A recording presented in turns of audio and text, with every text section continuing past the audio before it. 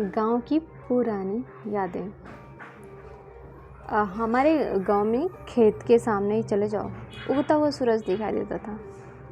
सुबह से उठ के लोग क्या करते थे, गाय या भैंस बाल्टी उठाते, पानी लेते और उनका सबसे पहला काम होता था गाय या भैंस को लगाने का, ताकि सुबह सुबह ये काम हो जाए, है ना।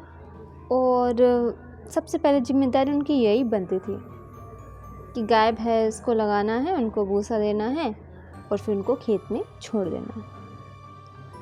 और हमारे गांव की परंपरा ही है कि सबसे पहले गाय की सेवा करना। हमारे अम्मा की तो आदत ही होती थी, किसी को नहीं उठाना, अपना काम शुरू कर देना। और फिर दूसरा काम, चूल्हे पे रोटी पकाना, वो भी हाथ से, हथपोई रोटी जिसे कहते हैं। अधिकतर गांव में दादी बनाया करती थी। दादी को हमारे यहाँ अम्मा बोलते हैं।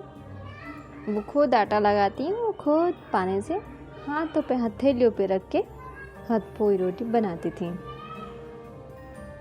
उनके हाथों की रोटी सभी पसंद करते थे, सभी, मतलब यहाँ तक कि पापा चाचा लोग भी वेट करते थे।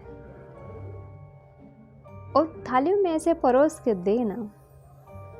गांव की पुरानी यादों में मैं बताऊं तो डचकी होया करती थी, जिसमें दाल चावल पकाया जाता था।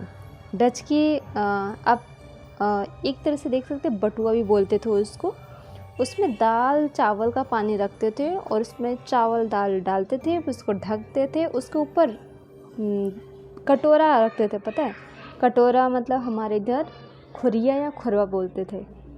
उसको रख करके पानी उसके ऊपर डालते थे, वो गर्म हो जाता था और उसके ऊपर ही उसके फिर बाद में पानी डालते थे, ताकि वो उसी पानी के साथ पकता जाए।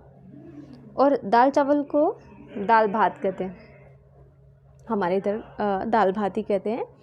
तो ये जो पुरानी यादें हैं ना गांव की, तो इस डचकी में बोले या बटुआ में बोले, ये चूल्हे में ही दाल चावल पकाने की परंपरा थी।